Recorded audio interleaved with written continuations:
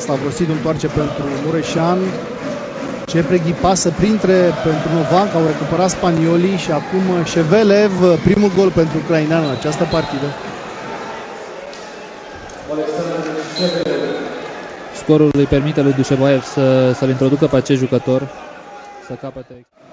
Alexandru Stamate joacă cu Cred că Novan. mai bine era dacă arunca.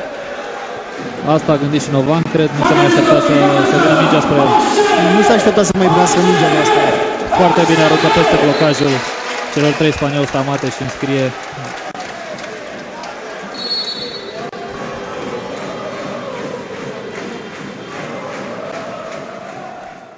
Să-ți vină mingea târziu.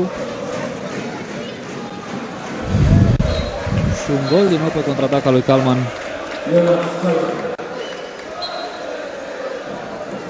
Tibuzin are dreptate să fie supărat.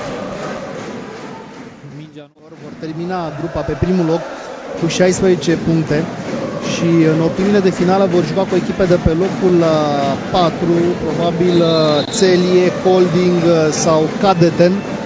Cam acesta ar fi țintarul pentru Ciudad Real.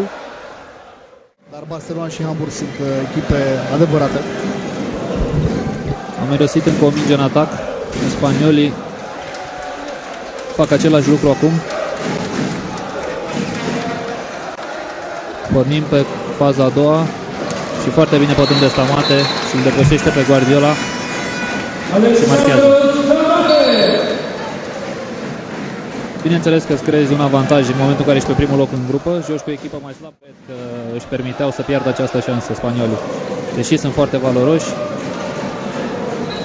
Am scris suedezul Kalman. Noi, dacă am fi terminat Silviu pe 4, am fi putut să ne reîntâlnim cu Veszprém, cu care am jucat anul trecut, sau să aducem la Constanța pe Kiel, deținătoarea trofeului cu care ați mai jucat, sau cu Cehul.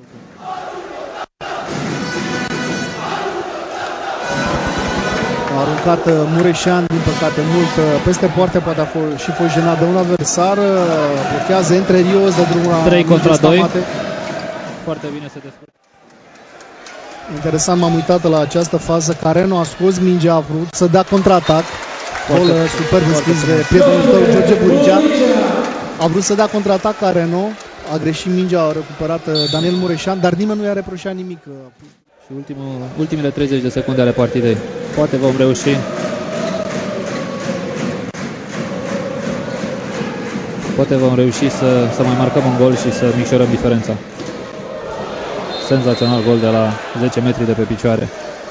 Guardiola, iată ce șansă a avut acest jucător al lui Talan Dușebaev cu accidentarea macedonalului Kiril Lazarov Silviu, care s-a accidentat și Guardiola volevalează mingea pentru Caneas.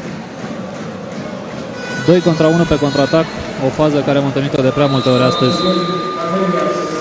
Scor final 34 la 25, ultima reușită pentru Ciudad Real a aparținut lui Caneas.